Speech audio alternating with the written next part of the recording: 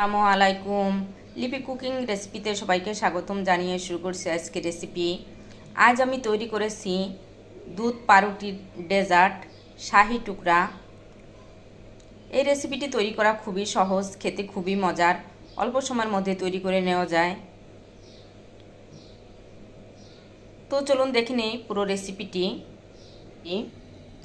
এখানে আমি শাহি টুকরা তৈরি করার জন্য পাউরুটি নিয়েছি। আর পাউরুটির টুকরাগুলো প্রথমে আমি ঘিয়ে ভেজে নিব। শাহির টুকরা তৈরি করার জন্য এখানে আমি প্যানে ঘি দিয়ে দিয়েছি।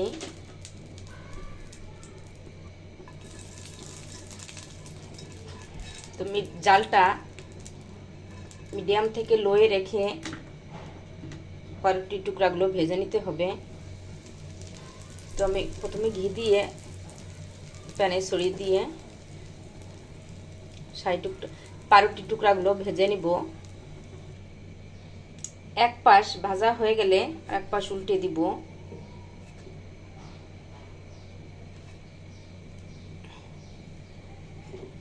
আর জালটা থাকবে মিডিয়াম জালে, মিডিয়াম থেকে লো জালে রেখে ভেজে নিতে হবে রুটিগুলো, হয়তো পুড়িয়ে যাবে নিচ দিয়ে জোরে জাল দিলে।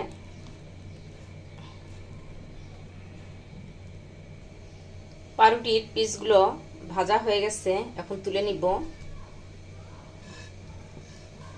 তো এভাবে আমি সবগুলো রুটি ভেজে নিব।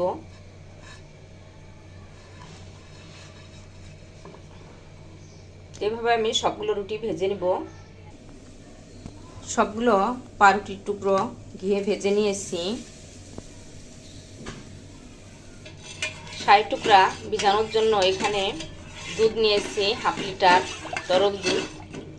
দুধটাকে জাল দিয়ে নিব। দুধটা ভালো করে জাল দিয়ে নিয়েছি। এখন দিয়ে দেব চিনি হাফ কাপ। আর মিষ্টিটা দিবেন আপনাদের স্বাদ মতো। দিব 2টা এলাচ। এখানে দিব আমি 1 চিমটি লবণ। মিষ্টি জিনিসে একটু লবণ দিলে ভালো হয়, আপনারা চাইলে নাও দিতে পারেন। এখন সবকিছু আমি ভালো করে জাল দিয়ে নিব। দুধটা জাল দিয়ে নাড়াচাড়া দিয়ে ঠান্ডা করে নিব। হালকা ঠান্ডা অবস্থায় আমি পাউরুটির উপর হালকা ঠান্ডা করে নিব দুধটা।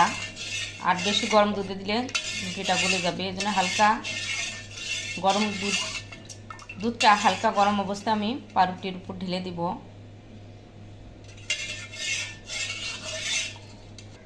দুধটা জাল দিয়ে হালকা ঠান্ডা করে নিয়েছি। এখন পাউরুটির উপর দুধটা ঢেলে দিব।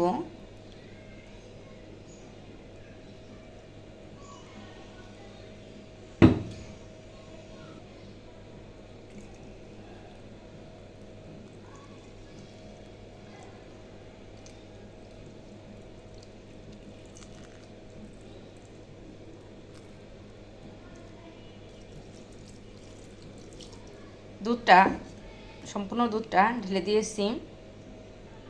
দুধটা দিয়ে এখন আমি ঠান্ডা করে ফ্রিজে রেখে দেবো 1 ঘন্টার জন্য। আর এই ডেজার্টটা ঠান্ডা ঠান্ডা খেতে বেশি ভালো লাগে। তৈরি হয়ে গেল আমার দুধ পাউরুটির ডেজার্ট শাহি টুকরা।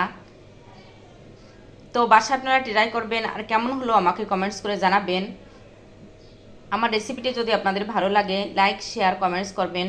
আপনাদের লাইক এবং কমেন্টস আমাকে অনেক উৎসাহ বাড়িয়ে দেয়। আর ভালো লাগলে ফ্যামিলি ফ্রেন্ডদের সাথে শেয়ার করবেন। আর আমার চ্যানেলটি যদি সাবস্ক্রাইব না করে থাকেন এখনই করে ফেলুন। আর হ্যাঁ, সাবস্ক্রাইব করতে ভুলবেন না। আমার ফেসবুক পেজটি ফলো করে লাইক দিয়ে সাথে থাকবেন। সবাই ভালো থাকবেন। নতুন নতুন রেসিপি নিয়ে আবার আপনাদের সামনে হাজির হয়ে যাব। আমাদের জন্য দোয়া করবেন। আল্লাহ হাফেজ।